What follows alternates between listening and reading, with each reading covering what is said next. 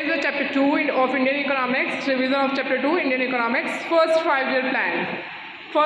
जो आपको इसमें मेनली जो पढ़ना है इस चैप्टर में 5-year plans के बारे में पढ़ना है। तो मेन इंपॉर्टेंट थिंग है फर्स्ट 5-year plan आया कब था। When first 5-year plan introduced? It was introduced in 1951. कब इंट्रोड्यूस हुआ था? 1951 में। लास्ट 5-year plan कब इंट्रोड्यूस हुआ है आपका? लास्ट 5-year plan 2012 में इंट्रोड्यूस हुआ है आपका। First 1951 and last 2012। Need for planning, हमारी इकोनॉमी में ये प्लानिंग की क्यों इम्पोर्टेंट हुई कि हमें प्लानिंग करनी चाहिए, इकोनॉमिक प्लानिंग करनी चाहिए हमारी इकोनॉमी में। Because the reason is that India inherited stagnant and backward economy from Britishers. जो हमारी इंडिया की इकोनॉमी है वो बिल्कुल स्टैग्नेंट एंड बैकवर्ड इकोनॉमी है। स्टैग्नेंट मीन्स होता है लिटिल और नो ग्रोथ, जिसकी ग्रोथ ना हो या फिर बहुत ही कम हो। हमें जो ब्रिटिशर्स से इकोनॉमी मिली थी वो स्टैग्नेंट एंड बैकवर्ड इकोनॉमी थी। इसलिए हमें नीड है कि हम प्लानिंग करें अपनी इकोनॉमी के बारे में। और हमारी इंडियन इकोनॉमी की जो प्रोडक्टिविटी थी वो बहुत ही लो थी, इसलिए हमें ज़रूरत पड़ी कि हमें अपनी इकोनॉमी के लिए प्लानिंग करनी चाहिए। उसके बाद है common goals of 5-year plan. क्या मेन कॉमन गोल्स थे 5-year प्लान के? 5-year प्लान के मेन कॉमन गोल्स थे GDP growth, main GDP growth, main focus जो करना है हमें जीडीपी ग्रोथ पे करना है। फिर उसके बाद मॉडर्नाइजेशन, अपनी इकोनॉमी को मॉडर्नाइज करो।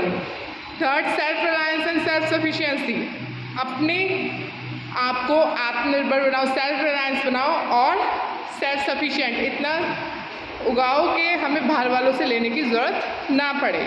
After that equity and equitable distribution, हमें इक्विटेबल डिस्ट्रीब्यूशन करना चाहिए और इक्विटी को लेके आना चाहिए। जो भी बेनिफिट्स हैं ग्रोथ के वो स्प्रेड होनी चाहिए all sections of the society. GDP growth में आएगा। जीडीपी ग्रोथ कैसे होगी आपकी? Increase in level of output, हमें आउटपुट को बढ़ा देंगे तो उससे flow of goods and services होगा। Flow of goods and services बढ़ेंगे तो लोग परचेज भी ज़्यादा करेंगे, परचेज ज़्यादा होगी तो हमारी इकोनॉमी में पैसा सर्कुलेट होगा। मॉडर्नाइजेशन से क्या है? यूज़ ऑफ इनोवेटिव टेक्नोलॉजीज, हमें ओल्ड टेक्नोलॉजी पे डिपेंडेंट नहीं रहना है, हमें इनोवेटिव टेक्नोलॉजीज़ को यूज़ करना होगा। After that self reliance and self sufficiency, it is a twin goal objective. ये ट्विन गोल है कि हमें पहले सेल्फ रिलायंट बनना है, अपने पे आत्मनिर्भर बनना है, as well as self sufficient बनना है कि हमें दूसरे पे डिपेंडेंट नहीं रहना है। इतना प्रोडक्शन करना है कि हमें दूसरे से मांगने की ज़रूरत ना पड़े। सेल्फ डिपेंडेंट, सेल्फ सफिशिएंट बनना है।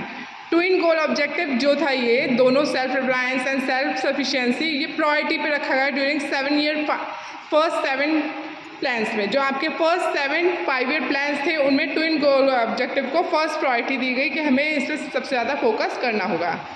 After that equitable and equal distribution, equity and equitable distribution, इसमें क्या है? Benefits of growth must spread across all the section. जो बेनिफिट हैं ग्रोथ के वो हमारे पूरे सेक्शंस जो हैं, जो भी सेक्शंस हैं, high section, rich people, middle class people and poor class people, उन सब सेक्शंस को में स्प्रेड होने चाहिए। ग्रोथ ऑब्जेक्टिव हमें सिर्फ रिच के लिए या फिर मिडिल क्लास के लिए नहीं होने चाहिए, वो हर एक सेक्शन ऑफ द सोसाइटी के लिए होने चाहिए।